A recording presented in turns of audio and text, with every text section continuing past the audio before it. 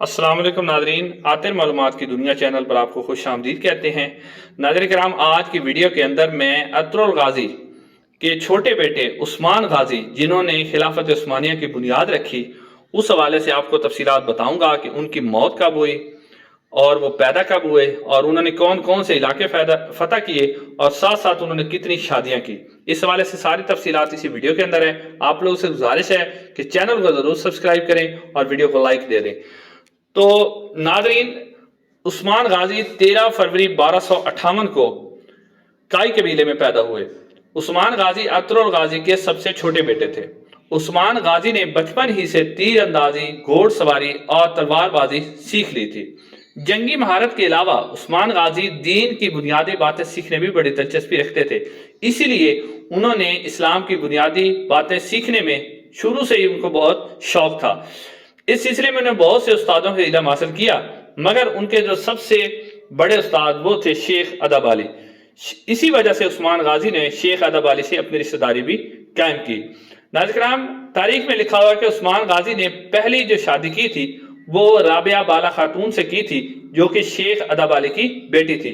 اس میں سے ان کا ایک بیٹا ہوا جس کا نام علاؤدین پاشا تھا، جبکہ عثمان غازی نے دوسری شادی کی تھی وہ عمر بن عبدالعزیز کی بیٹی سے کی تھی، جن کا نام مال خاتون تھا۔ اس میں سے ان کے 5 بیٹے اور ایک بیٹی تھی۔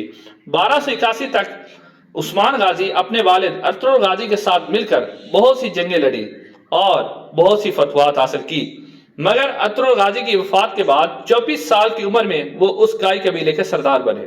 کائی قبیلے کے سردار بنتے ہی ان کے چچا جو دمدار تھے ان سے ان کی مخالفت ہو گئی اور انہوں نے ان کو آرام سے نہ رہنے دیا۔ آخرکار ان کے چچا دمدار اور عثمان غازی کے درمیان جنگ چھڑ گئی اور اس جنگ کے دوران آخرکار جو دمدار ان کا چچا تھا وہ مارا گیا اور عثمان غازی باقاعدہ طور پر کائی قبیلے کا سردار بن گیا، اور سردار بننے کے بعد اس نے اپنی پوری توجہ بازنطینی علاقوں کو فتح کرنے کے اوپر لگا لی۔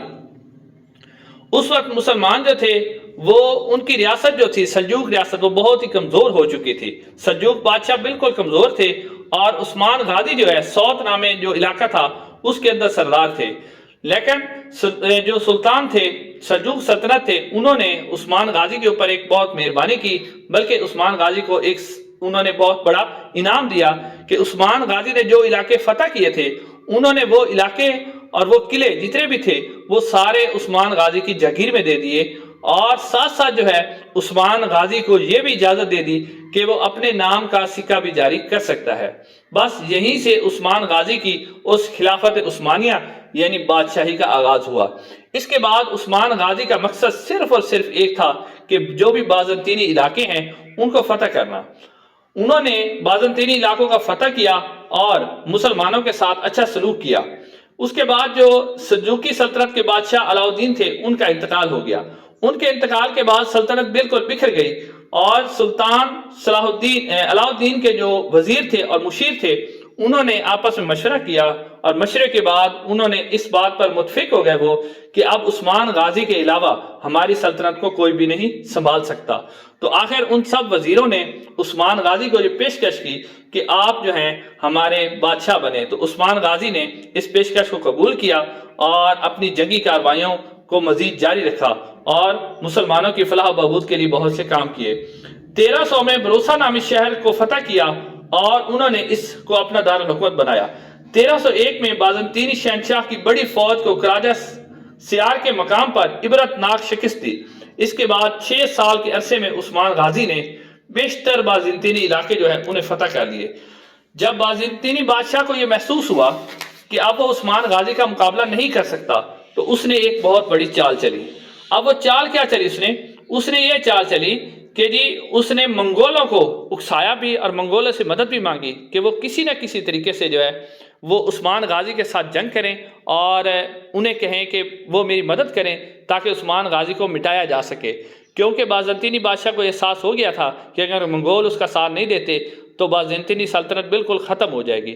تو آخرکار منگولوں نے اور بازنطینیوں نے مل کر عثمان غازی کا مقابلہ کیا، مگر عثمان غازی اس مقابلے میں جانے سے، یہ بروسا نامی شہر تھا، اس میں نہ گئے، بلکہ انہوں نے اپنے بیٹے حران کو اس مقابلے کے لیے بھیجا، جس نے عثمان غازی کے بیٹے برہان نے بہت بڑے لشکر کے ساتھ جو ہے منگولوں اور بازنطینیوں کو بری طرح شکست دی۔ اس شکست فاش کے پاس منگول بھی جو ہیں ان کی بھی سلطنت بکھرنا شروع ہو گئی، اور ساتھ ساتھ جو بازنطینی سلطنت تھی وہ تو بالکل ہی ختم ہو گئی۔ آخرکار عثمان غازی کا 1326 میں ایک جنگ کے دوران جب وہ کچھ زخمی ہو گئے اور پھر جنگ سے جب واپس آئے تو وہ 1326 میں ان کا انتقال ہو گیا۔ عثمان غازی بہت ہی رحم دل اور ایک مسلمانوں سے محبت کرنے والے حکمران تھے۔ انہوں نے اپنے دور حکومت میں غریبوں کی بے انتہا مدد کی، غریبوں سے بہت ہی اچھا سلوک کیا جاتا ہے۔ تاریخ میں لکھا جاتا ہے کہ عثمان غازی جو ہوتے تھے وہ جس گھر میں راشن اور دوسری کھانے پینے کی چیزیں نہ ہوتی، وہ رات کو چوری چھپے جا کے لوگوں کے گھروں میں جو ہے وہ راشن پہنچاتے تھے۔ تو اس طرح کے عظیم حکمران اگر مسلمانوں کے اوپر آتے رہیں تو مسلمانوں کی سلطنت کبھی بھی زوال نہیں پا سکتی۔ آج کے لیے اتنا ہی۔ السلام علیکم ورحمۃ اللہ وبرکاتہ۔